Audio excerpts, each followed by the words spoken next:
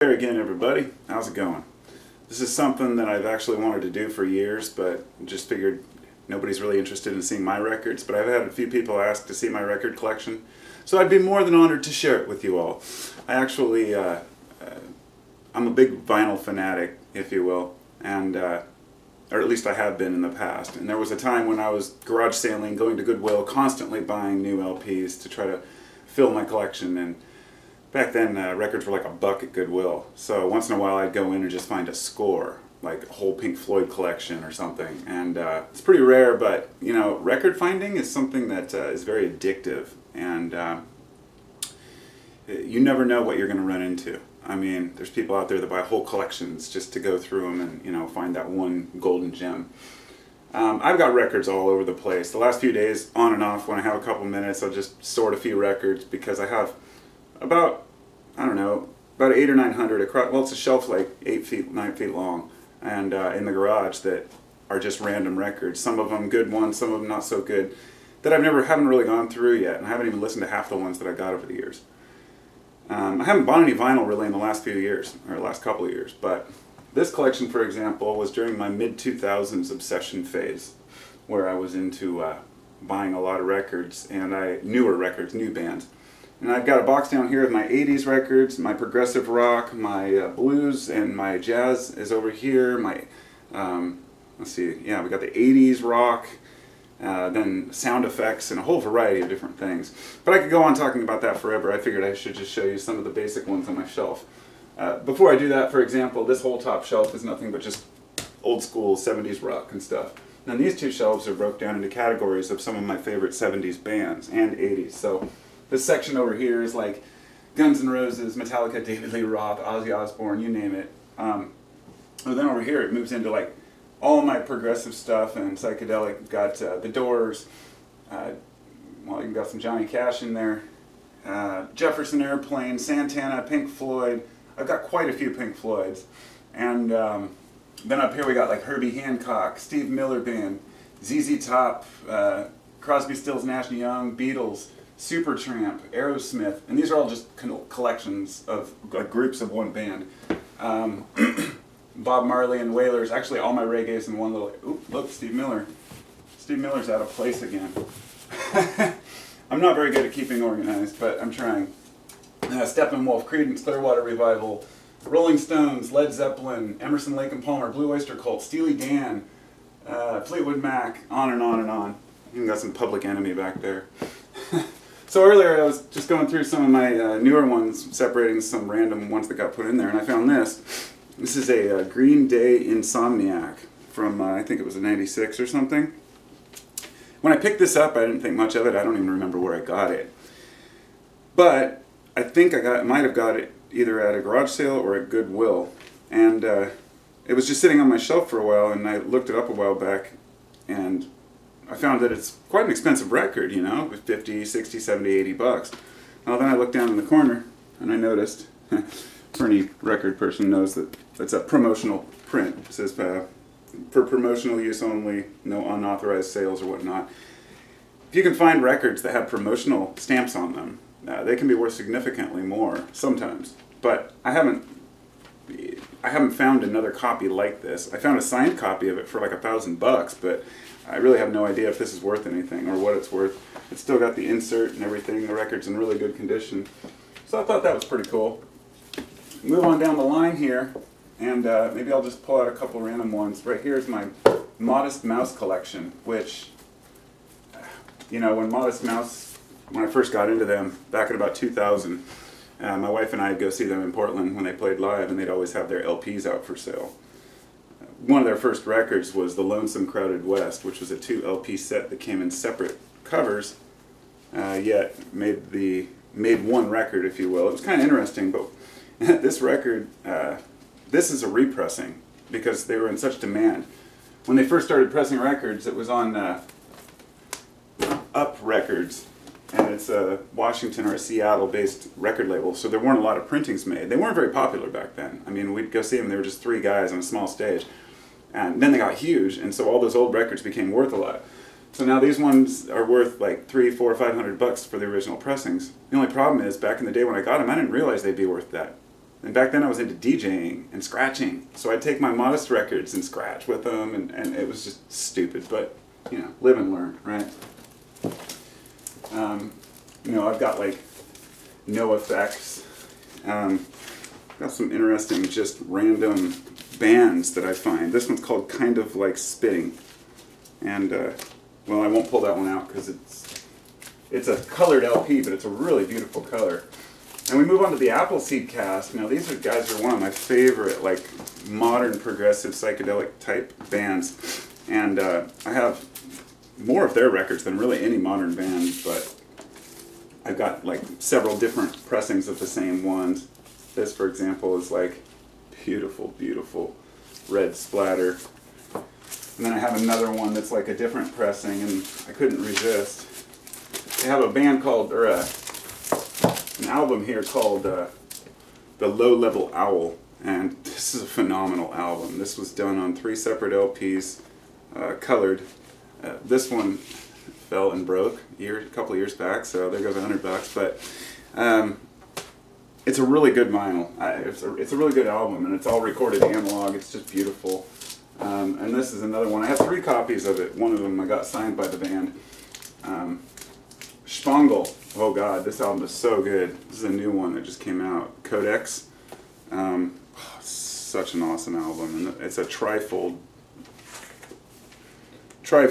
record. I made a video where I showed this one a while back, but that's a pretty good album, I think. And then we've got like Trey Anastasio and Fish. Some of my favorite ones are like the clear vinyl. This is a Portland artist, Laura Veers, Carbon Glacier. And I don't know, it's 180 gram vinyl. You can see it's clear, somewhat clear. I don't like taking them out if I don't have to, you know, because, well, because then they get damaged. Like Papadosio. This album came out a while back, and I love this album, and I haven't listened to it in a little bit. But, yeah, this is another trifold. When it comes to buying modern records, you don't just get the record, you get a download for a digital version, so why not buy a record? And, I mean, who buys just an MP3 if you can buy a record and get the MP3 with it? Lotus, Nomad, I just picked this one up recently at their show, and it's a beautiful white vinyl.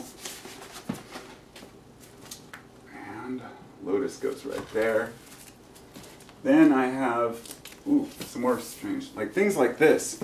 We found an album like at a garage sale. This one's called Bull Angus, and it doesn't look like much. It's just some 70s hair guys or 60s hair guys. But I looked this album up, and it was actually worth quite a bit. I was really surprised, and that's the thing. You never know what you're gonna find. Rat-a-tat-tat, rat-a-tat-tat. Coheed and Cambria. This is one I picked up a couple of years ago. This is Ween box set, and it has 3 albums in it. Each one's in its own case. It's got 12 Golden Country Greats, The Mollusk, and then White Pepper. And each one came with its own little poster. This is number 231. I think they made like 1,500 or something. But when I bought these, I bought 2. And they weren't cheap. I think they were like 45, 50 bucks. Maybe even more. But when I bought 2 with the intention of I'll wait a year and I'll sell one of them, and then I'll get one for free. And that's what I did. It ended up being worth quite a bit in the end. Made in Holland. This is one I think my wife got me for Christmas one year. It's the Pink Floyd Echoes box set. I'm a huge Floyd fan. And over here, this one is just awesome. The Jimi Hendrix Experience has got this like awesome refractive top. It's all a velvet cover, and it has 8 different LPs in it, and they're all full weight discs. I love Hendrix. So we can move down here for a second, I guess, before I move on. Give you an example of some of these more progressive type records. So we got the Bull Angus, I've shown you before. The Clash, London Calling, Combat Rock from The Clash. We've got the Mighty Lemon Drops. These aren't necessarily progressive, I just threw them in there. Frank Zappa. Anytime you find a Zappa album, you're doing okay.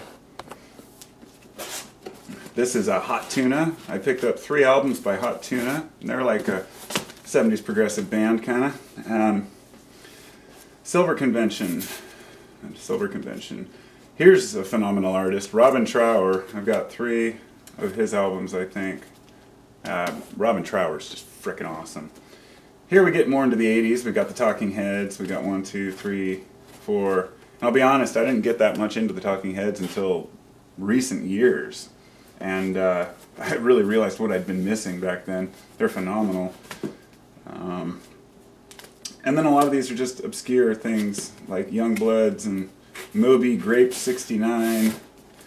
This band is phenomenal. If you've never heard of Soft Machine, I had never heard of them. This is a 2 LP set, and every side of the record is a full-length song. And one night, my friend and I, we each ate like 5 or 6 grams of mushrooms and went into my back room, and we had a couch set up back there and everything, and I just grabbed this record randomly. I'm like, oh, we'll just play this and see how it sounds. I was just blown away. This whole thing just sucked me into it. The album is like a masterpiece. Vanilla Fudge, Marrying Maiden. Weird albums like this, The Zodiac. You know, I found this at Goodwill. It was one of the first records I found. I looked it up. It's like a $50 record because it's just such an obscure thing. This one's the Astromusical House of Aquarius. And a lot of these kind of horoscope-based records are actually worth quite a bit. I was surprised. This one's fun. This is a remix party. I let my friend borrow this one time because he's a DJ. It's a beautiful pink record. But it has a version of Axel F on it. It's like a really funked out 80s version of Axel F. And for anybody who's asking, what's Axel F? That's, well, for you to look up and find out, right? These were always cool. Realistic and other companies put these out. A Sound Odyssey. It's direct-to-disc recording. Special limited edition, custom recorded exclusively for Radio Shack. And I think this one was, oh yeah, that's a red one too. This one is really amazing. It talks about how basically you can only make a limited number because what they do is they have a live band play and record it direct to the CD. This, San Francisco Limited, this kind of shit is like golden. It's a 45 and it's a full-size 12-inch 45. I think it's, yeah, it's white. White like the blow of San Francisco in the 70s. I'll have to check that out again. But this was another direct-to-disc recording. They were supposedly getting the very best sound they could. So that's what I've got. I'm not going to go into detail on these ones down here. These are all my 80s ones. But in the back, there's a lot of sound effects and DJ records. A lot of stuff like Steve Martin, and I just enjoy those kinds of records you're used to. And a whole lot of DJ records because I was really into scratching and mixing for a long time. So that's about it. I guess I could share videos about, records all day long, but you can only show so much. This up here actually is my Grateful Dead collection. It's totally separate. It's got the Eyes of the World biography and the Long Strange Trip box set and a whole variety of Dead LPs. Because the Grateful Dead, it's the Grateful Dead. So I hope you enjoyed pondering my collection. It's not even a quarter of what I have. Most of it's just junk. I'm trying to minimize and get rid of it. A lot of it, people be like, oh, hey, you want a box of records? Sure. And then half of them are moldy, and you're like, wait, I'm not going to put a moldy, stinky record in with my records. And you start to learn your lesson about getting free records. So anyhow, thanks for watching. Talk to y'all later. Have a wonderful day.